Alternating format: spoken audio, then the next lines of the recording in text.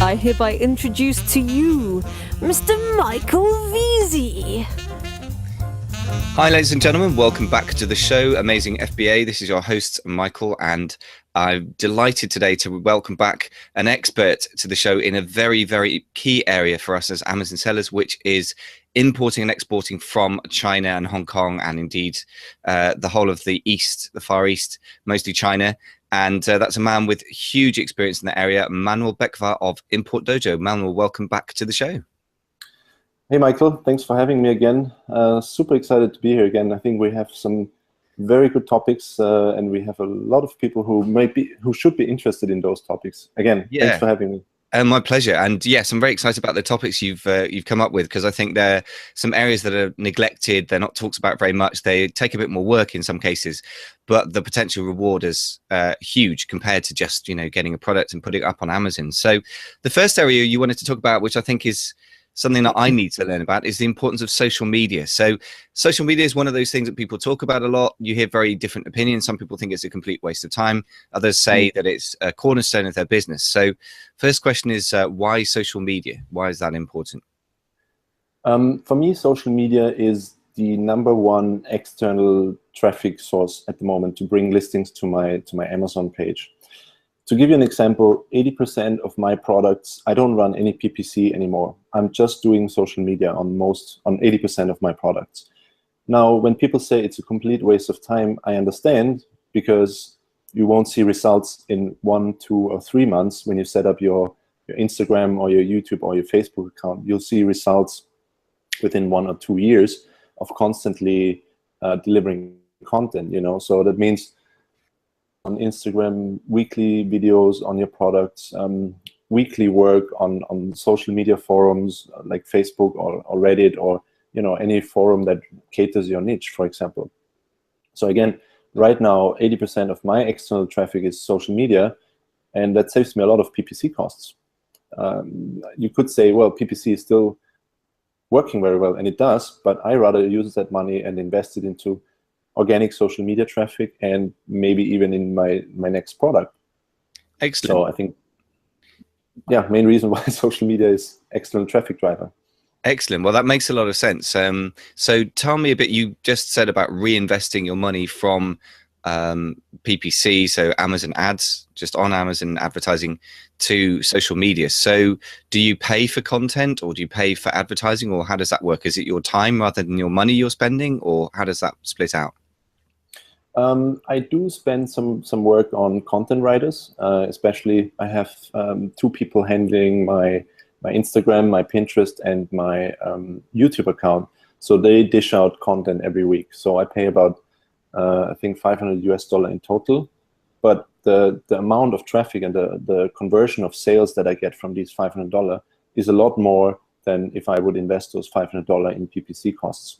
Amazing. So yes, I do some outsourcing on the content, but I still post a lot myself on my social media profiles.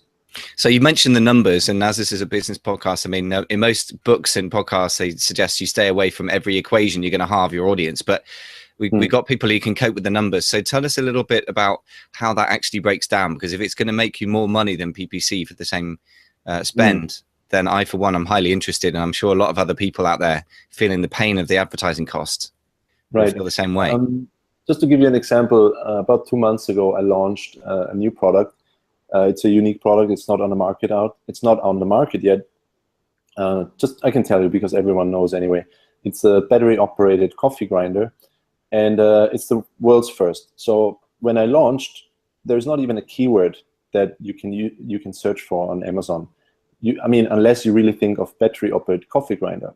These days you only have electrical grinders or manual grinders, but no battery. So even if I would activate PPC, it's useless because no one's looking for it. So I actually have to work on social media. And what I did was, obviously, I launched through my social media profiles and my email list, but I also reached out to influencers. Now, to give you a few numbers, I had one influencer that I worked with through famebit.com. If you heard of famebit.com, it's basically a site where influencers can, where you can pay influencers to work for your campaigns. So I wrote up a campaign so this is my company. I'm launching a new product, and I'm looking for an influencer who has YouTube, Facebook, Twitter, Instagram channels, right? And then you get offers from many, many influencers. Anyway, eventually I found a lady with a YouTube channel of over 150,000 subscribers, 70,000 Facebook followers, and a lot more on Instagram and Twitter altogether. So what she did is she reviewed my product, and I paid $500 for that. So it's a perfectly legal way. They say that they are sponsored by my company, and they discuss my product. So I drive traffic of 200, 300,000 people to my Amazon listing, and I paid $500 for it. And that video on YouTube is still there. So when people look for it on her channel, I still have months later, I still have sales coming in. Now, to give you an idea, the first week I launched, unfortunately, you can't really track the coupon codes properly anymore, but I estimate that I did about 60 to 70 pieces of sale within the first week just through that influencer marketing. And I think the $500 spent on that are totally well worth it, because if I would have spent $500 PPC, well, I think it's obvious that the YouTube influencer marketing has worked much better for me in that way, as if I would just launch through PPC, especially if there is no existing keyword. Yeah, so if you're looking at about 60 sales, then what does that work out to per sale? It's pretty low, isn't it? That's about, I think I made $10 US profit on each item. $10, so yeah. That's pretty good. And the other thing that I really like about it, which everyone who's been on Amazon for a while will attest, is that Amazon is, I mean, I've just been reading the Everything Store, which is the whole sort of biography of Jeff Bezos and Amazon, and they kind of eat they eat you for lunch, if it makes sense, in a heartbeat. So I think getting off Amazon and getting other channels under your control is a very, very attractive thing to me. And I'm sure to all my other Amazon selling friends as well. So that's another bonus, which is harder to put a financial value on, but I think really important actually. So that's really very exciting. So basically you took a pretty simple strategy there. Was it really as simple as just reach out to FameBit, pay somebody, and that's it, done? Well, it took about a week, and you get, I don't know, 40, 50 different influencers. Some are based in France, Iran, UK, but you know, you need to really look at the target audience. So you're looking at someone who is in the US and who has followers interested in coffee or kitchen products, you know. So you still need to sort out the offers there. But it was as simple as that. You sign up on FameBit, it's for free. And yeah, they take a commission of every transaction that you make with an influencer. But it's pretty simple. And FameBit is not the only one. I mean, if you want, you can do even the harder work, and you can just go on Instagram or on YouTube, and you reach out to those people who you think may be suitable for your product. And then you tell them, look, my name is Manuel. This is my company. Would you like to review my product? I'll give you a free sample. I'll offer you $50. And you can send people to Amazon through an Amazon associate link, and they make even money through their Amazon associate link, you know. Nice. Okay, so you've got a very clear path for them to win in 3 ways, really, because they get content for their audience, and having an audience and doing a podcast myself, I can relate to the idea you're always looking for something to tell your audience about. You need something new to say, so that's valuable. Exactly. You're paying them money, and they get a percentage of the upside. So there's a very powerful reason for the influencers to work for you. And they get a free sample. Now, hey, yeah, that can be worth a lot if they actually are in the product space. So you mentioned a couple of things there, Manuel. First of all, you were talking about how you find your, target influencers. And before that, I suppose you have to just think about who is your target audience, who your target potential customers are, which is not a question that people think about enough, I think, because they get obsessed with products and don't think about audience. So how do you go around about defining your ideal audience or your ideal customers? Like I said, I have coffee products, so I try to build off my coffee assortment. So the next product I'm going to do is probably something with coffee, because first of all, I already have an email list of Amazon buyers who bought products from me that are coffee related. So if I bring a third or fourth or fifth coffee product, they're very likely to buy from me again. So that is one thing where I build my demographics on. Then I look at trends, for example, google.trends.com. You can look at trends. You can not just look at trends in the US. you can also look at trends where trends are heavily based in. For example, on a recent blog post, I discussed outdoor products, hiking products, trail products. So you can go on Google Trends and you can say hiking products. Then you see, okay, the states Utah, California, Oregon, Nevada have the highest trends on outdoor products. I can take this demographic, go onto Facebook ads or Google ads, and then I could target an audience in that state, for example, Utah, Oregon, Nevada, with Facebook ads and Google ads.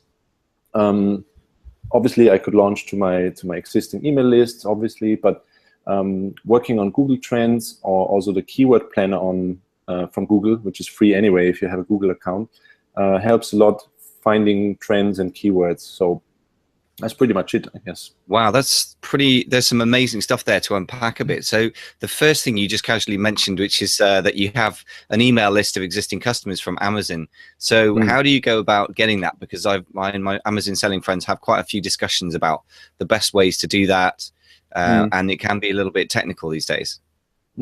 It's funny you asked that exactly, because this morning I was working on a blog post for exactly this. And I looked at my mailing list that I got from selling products on Amazon, and it stands at 817 buyers. So within the last 2.5 years, I built an email list from Amazon buyers only of 870 people. And the only way I did this is include a leaflet in my packaging that says, thank you very much for purchasing our product, blah, blah, blah, a review and so on. And, if you want 6 months extended warranty, please go onto this link, which directs to my website, where they sign up, and I automatically get the email. Of course, it doesn't need to be warranty only. You could say, if you're selling a kitchen product, you could include a leaflet that says, here, download our 50 pages recipe. Or, thank you for purchasing our product. We'd like to offer you 20% discount on your next purchase, but please go to this link and sign up and you'll get it, So that's really how I built my email list.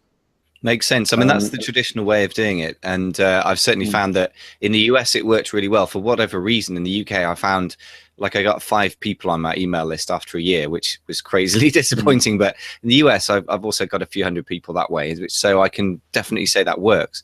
What about the idea of downloading Amazon customer lists, which I know you can do, and using an email append service? Have you done that? Do you think it's a bad idea in terms of TOS, a gray area? I think it's a bit of a gray area, and I try to do everything by the book. I can't confirm if it's a gray area or if it's okay to do or not, but I'm not doing it, so I'm not buying any lists. I try to build organically, so at least I can, say with clear hands or with a clear conscience that I did everything by the book, even if it takes longer to build such an organic list. Yeah, it makes a lot of sense. I mean, certainly the risk of getting suspended by Amazon is not small these days. They seem to be quite trigger happy. So I'm with you on keeping things clean and safe. Now, so you mentioned a couple of a really interesting strategy around Google Trends. Have you got an example of actually how that's worked for one of your products? Can't really disclose much here, but for example, like what I mentioned earlier, the hiking trails, the hiking accessory or trail running accessory. I was doing some research on my outdoor brand that's soon to be launched. So I was looking at demographics. Like you go on Google Trends and then you input just a keyword like trail running shoes or trail running backpack, for example. And then you can really see which states or which countries, if you target different countries, have the most trends or most interest in. And then obviously some of the states that came up are the ones that have mountainous areas or, which are obviously known as hiking or trail running places. So you can take those demographics, and then you can even go down and search by city. Now, I could go, like I said, Facebook ads or Google ads or Bing ads, for example. Or if I want to do this locally, for example, if I have my own e-commerce shop, I could actually, have a leaflet, print out 200 copies, and go into that city. Let's say I'm in the UK, and I know, for example, I don't know, Manchester, people love to hike. So I probably go to Manchester, print out 200 pages of a leaflet that says, buy our product, 20% discount. And I could do organic marketing myself by going there I don't know, in front of a sports shop maybe. I mean, there are so many different ways, but obviously Facebook ads, Google ads are the safest or the simplest way to do. But I like your thinking there, because it gets outside the sort of I must do things in this one magic way kind of thinking, which I think can dominate our thoughts so much. And it's true for me as well, that we want to sort of have a magic way of doing things. And just actually, once you know where your audience is, you can use all sorts of things, including just leaflets or whatever you like. So I guess you could go to a local paper and buy adverts there, or anything you like, really. So tell us more about Facebook ads, because this is one of the things that everybody is talking about in 2017. It's the buzzword, it's the hot topic. How do you, first of all, how do you go about it? And secondly, have you actually found that it makes profit for you? I use Facebook ads mainly not for my products, but for my site, for Import Dojo, for example, because I found that Facebook ads selling something on your own e-commerce site doesn't convert with me or my products. So I think I've spent a lot of money on Facebook ads that didn't really work out so well. But it works really well to drive people to a site where they don't immediately have to buy something. And then if you have good content on your site, like, for example, your podcast, and people really like it, then they're more willing to purchase something if you sell something, you know. But just to get traffic and to get subscribers, I think Facebook ads work really well. But if you can really target, like I said earlier, when you target specific niches like trail running shoes, and then you go into Denver, Colorado, for example, and you target only 400 people there, maybe that works better for me. I don't know. I haven't tried it yet. But just to drive traffic and to get subscribers, Facebook has really worked well for me. Fantastic. So it's good to know that it's not so much a sales driver as a sort of builder of audience and a longer term play. Now, you were talking about social media right at the top of the show. You were saying that social media is very important, but it can take you time to build up. So obviously buying traffic from an existing influencer is a pretty quick way of doing it. And I really like that strategy. That's such an obvious one that had never occurred to me. So I really, really like that. I want to start doing that myself. Pretty much in the next couple of weeks. That's very exciting. But what about the longer term play then? So you're building your own social media content as well, you were saying. So tell us a bit about how that works in a sort of strategic level. What's the purpose of it, and how do you sort of set it all up? You mean for my brand, or for Import Dojo? For your brand, for your coffee brand, or one of those other brands that you sell. For example, I'm currently selling a couple of products on the US marketplace, but I'm also selling already to retail in Europe. Well, I have a long retail background. I was 17 years in retail, so I had contacts there. But if people are looking into retail, which I think maybe really the last stage of, you know, building a brand, maybe before going into retail comes different e-commerce channels like jet.com or walmart.com, newegg.com, or even local sites like Zalora in Germany. What do you have in the UK? Tesco has its own third-party seller thing, I think, right? Yeah, I think so. I mean, I can't say that I've looked into it myself, which is one of the many areas that I was going to ask you about as well later. So just before we get into the building a brand off Amazon idea, which I know is a very powerful thing, and I guess it's part of building a brand is not so much about the sales channels, which we can talk about, but the marketing channels. So tell me a bit more about the social media assets that you have for your e-commerce brands. Is that something that you use to drive traffic to your sales channels, so primarily Amazon? Yes, like I said, for example, well, for my Instagram account, I've only been recently starting to really do a lot. So I have a guy, pay them $500 a month, and they post new content every week. So every week they post a new photo, and the photo doesn't have to be my product. You know, it could just be a coffee set. It doesn't have to be mine, but starting that people really see content from Instagram. And then this guy also follows people. So, you know, he goes on to followers who talk about coffee, for example, and then he follows those followers, and then they hopefully follow you back.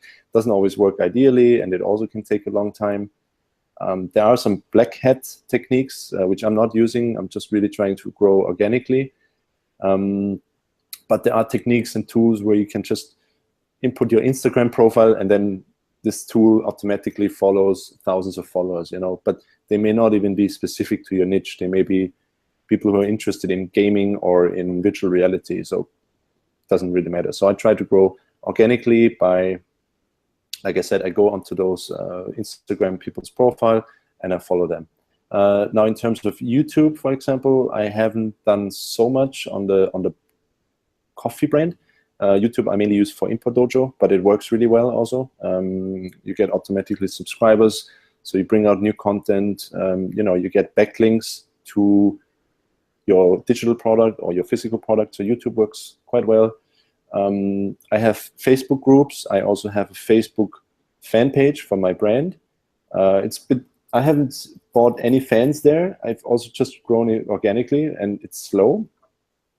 But I think it's pretty good. So every time I post something about a new product, I feel that it brings some conversion and some sales.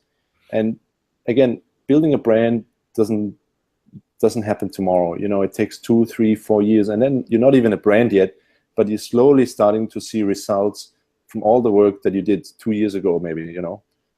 So today I can say I have several social media channels, and if I post something now, I have a sales conversion. If people give up after 3 months, it's obvious when they say it didn't work for them. It's really a long-term plan to work on social media. So if you haven't done that yet, to any of your listeners, set up a one page today. You can do it on Squarespace or, for example, lead pages. Give people something for free, like an ebook. Get subscribers, get email subscribers. Build your social media profiles like Pinterest, YouTube, Facebook, Instagram, Twitter, and, you know, just post something every day. It doesn't matter if you have no followers yet. One day you will have 500, 1,000, 2,000 followers, and those are built organically, and they matter, you know. Just don't give up too early, and keep posting content, and give people what they need or what they don't need.